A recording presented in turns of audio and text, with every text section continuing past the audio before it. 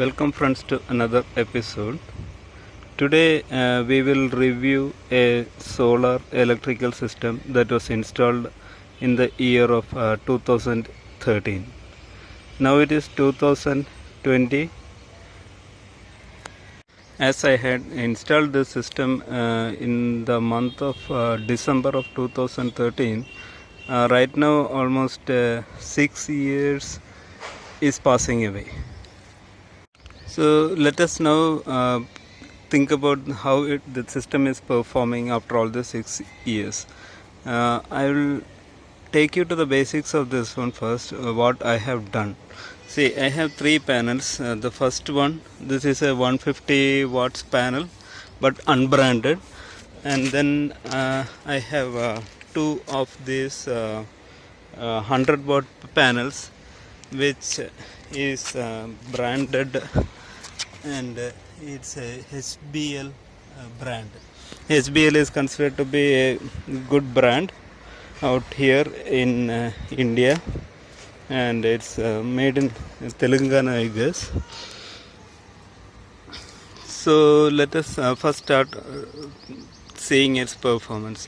Initially I will just see how much current right now the 150 watts panel is delivering to us. To measure the current output, what I have done is I have removed one cable from the 150 watts panel from where it was connected, and now I will use a multimeter to measure the current.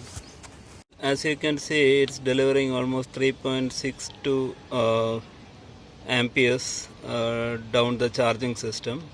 Since I am using a PWM based charger, sometimes the current is fluctuating because at times it compares, I guess, and then at that time it's not consuming much power. So it's delivering almost 3.68 ampere on a 150 watts panel. This is a 12 volt panel system. All the 3 are 12 volt, meaning the 150 watt panel delivers a maximum of 17 volts, and the 100 watts panels were rated at 21 volts open circuit. Now let us see how much the 200 watts HBL is delivering. For that I will be connecting the multimeter to the charger side. So you can see around 7.6 amperes is what it is delivering.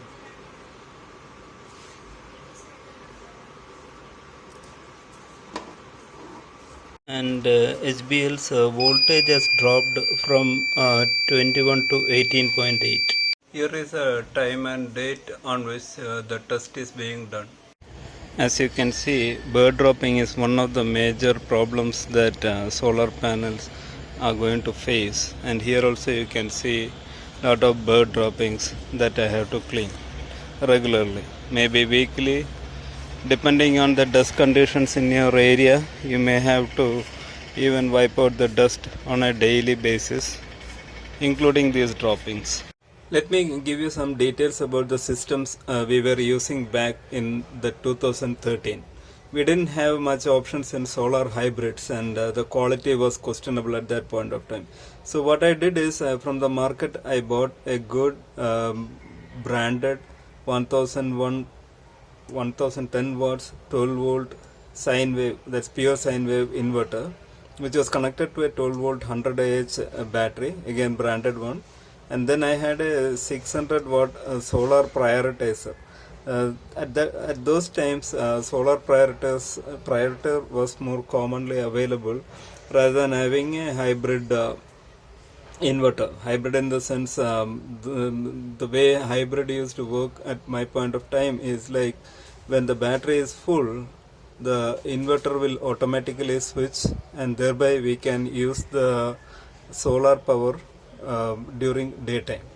So this particular device used to take care of that functionality. It used to switch the battery, the inverter to battery power from the line power once the battery was full.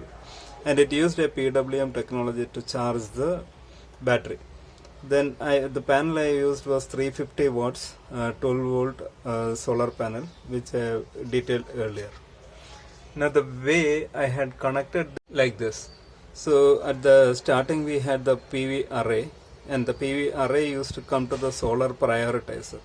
The solar prioritizer had a solar panel input and battery charging output. Along with that, it had a socket for power supply. The input of solar prioritizer could also be connected to your normal AC socket. But mind it, from this normal AC socket, the solar prioritizer never used to charge the battery. So all the charging was done through the PV array that was connected. So here the battery is connected, and then we have the normal inverter which is connected to the load. So what this does is, once the battery is full, there was a relay inside this solar prioritizer which used to switch off. So for the inverter it looks like the power has gone off, so it starts supplying the power.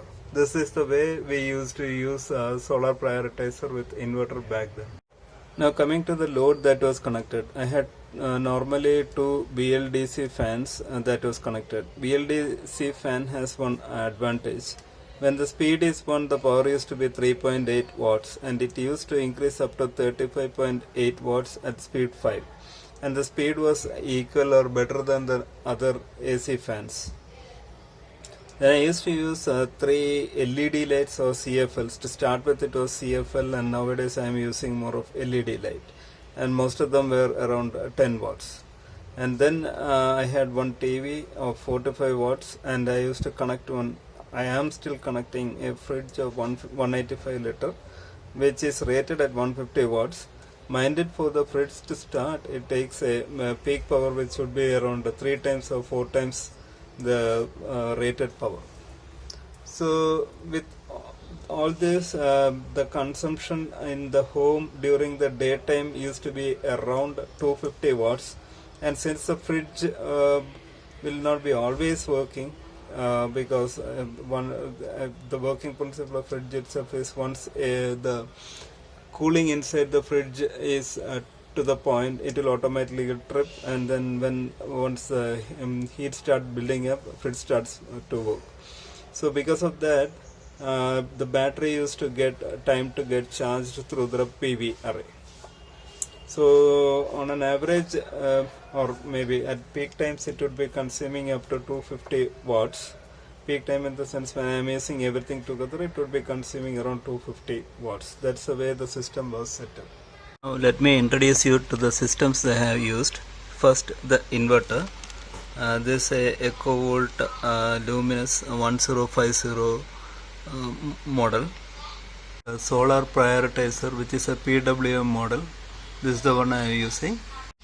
The cable pair I have used is 6 square mm pair, with each cable having a length of 20 meters. I am introducing to each of these brands just to make you know of what I have used. This nothing to do with a paid promotion. I am not paid for anything. I introduced you to the solar panel, and the way this prioritizer works is like this. You can see a green here indicating solar mode. So what it is telling is, right now the power is being taken from the battery or solar panel, because we have sufficient ambient power coming from the solar panel through these cables.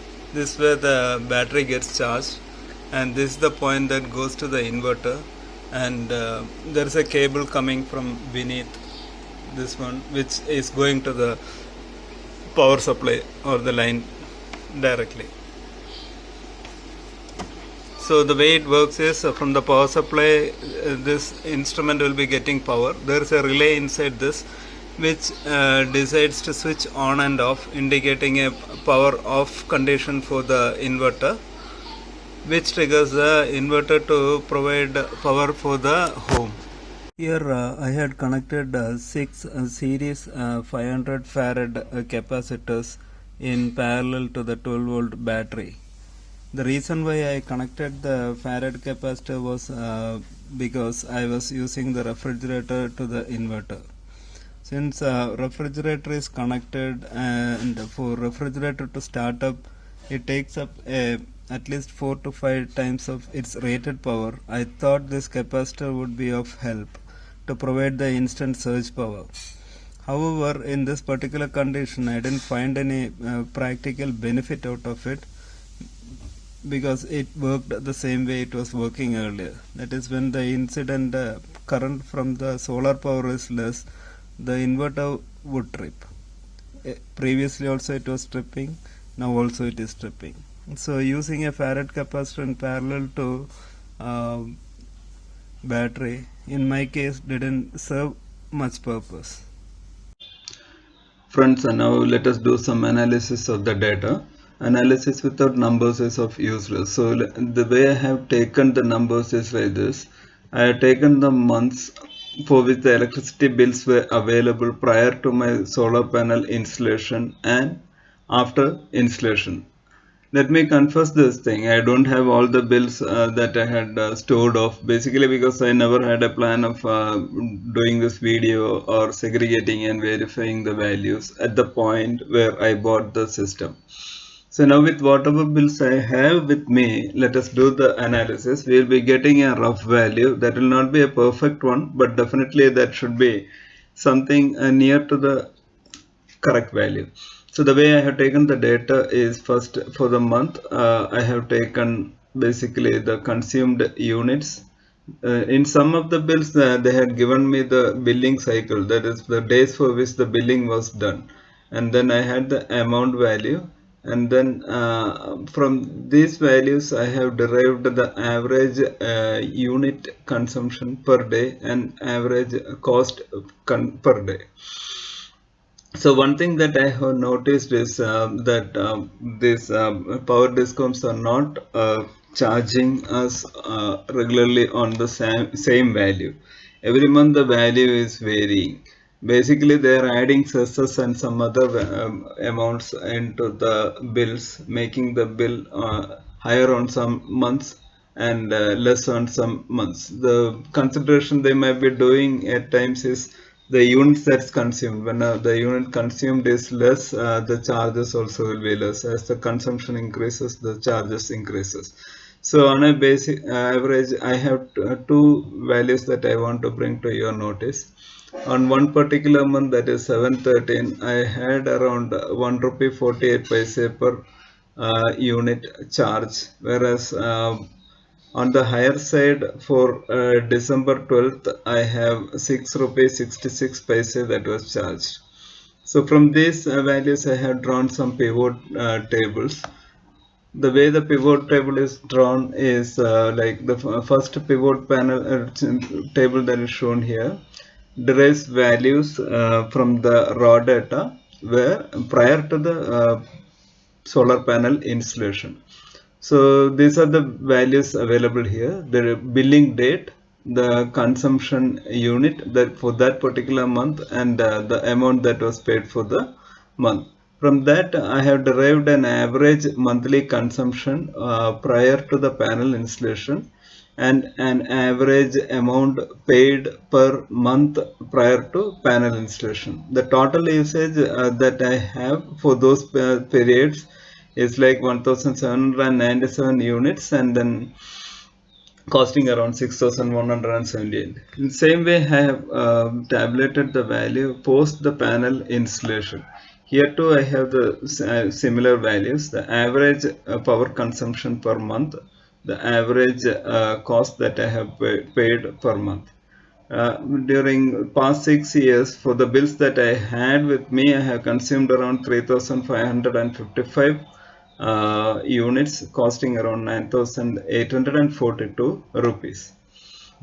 Now from these panel paints, I have derived two values. One thing is prior to the solar panel installation, I had an average cost of around 149 units per month, whereas it decreased, and after the panel installation the value has decreased to 93.57 units per month. So definitely the panel has helped me in reducing the power consumption from the disco. So let us see the ratings of steps that I have used. So number one, let us see what are the items that I have used. I have actually shown them, but I am just reviewing it once again with the cost this time and the power consumed, power outputs derived from each. So first the solar panel, I had used a polycrystalline because during that time monocrystalline was very costly. Right now the cost has dropped to almost half the value that what I had at that point of time. Right now, monocrystalline is available for less than polycrystalline value of that time. So I had polycrystalline 350 watts and it costed around 18,000 rupees for me. Then I bought a true sine wave inverter of 1110 watt rating, and that cost me around 4,800. Then tall tubular battery costed me around 12,600 for 100 Ah 12 volt single battery. Then there was a PWM based solar charger from in prioritizer, which I have shown you. This was rated at 30 amps of 500 watts of solar power, and it cost me around 3,000, and the totaling to around 38,400. The items that I used with this panel was this. These were used in a staggered way. So I had LEDs, BLDC fans.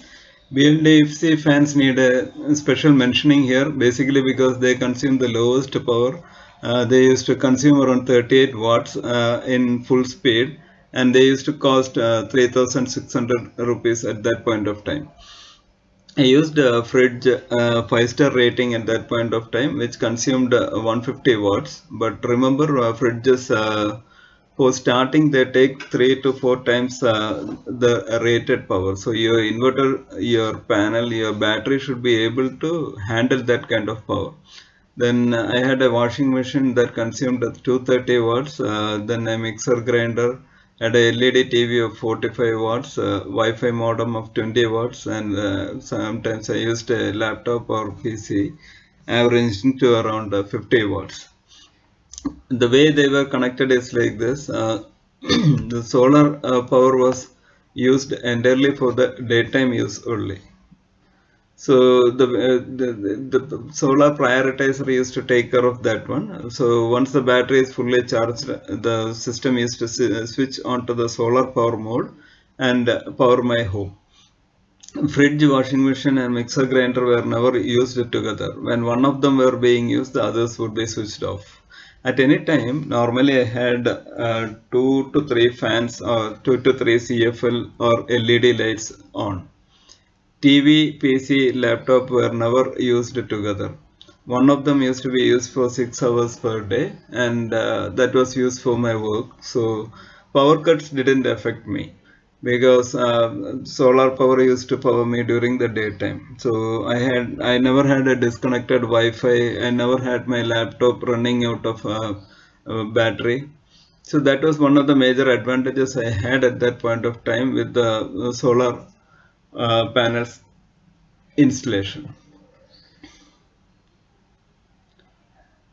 Now let us look into the theoretical values on the power saving part, and then we will see the practical power saving that I have achieved. So here I am looking at a 8 hours of good sunshine per day value rather than a 10 hour, which I didn't get practically, basically because during winter and during rainy seasons there were no much power. So I am taking an 8 hour of good sunshine day per day, and for that the ideal values would be the power like this. For power capacity per hour for the panel was rated at 350 watts, which would be giving around 0.35 units per hour.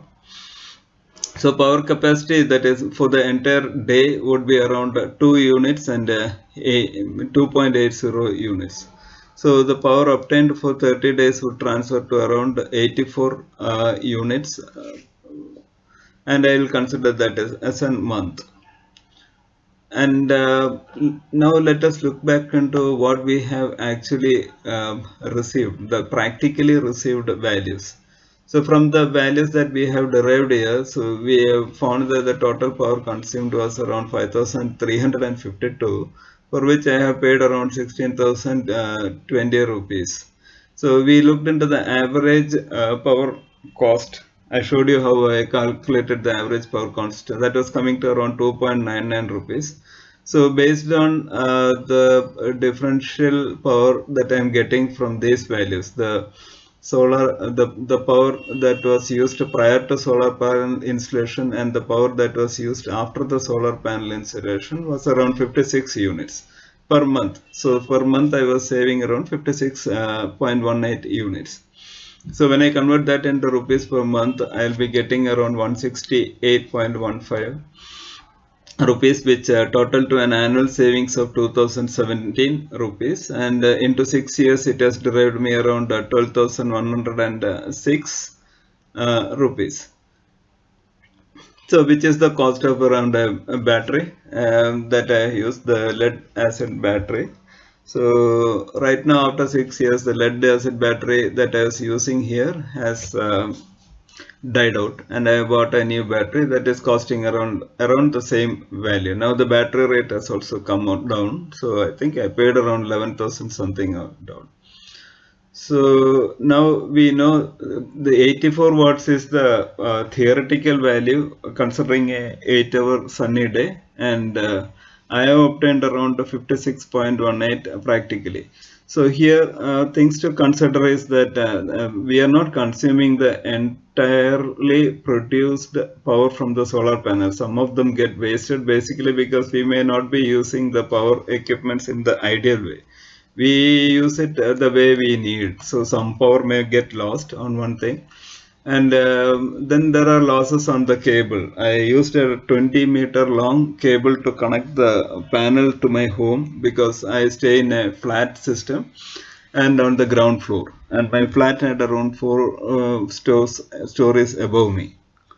I'm using a 20-meter pair, that is around 40 meters. So definitely the cable will be having some resistance, and there will be some power loss there, even though I'm using a 10 square mm thick cable.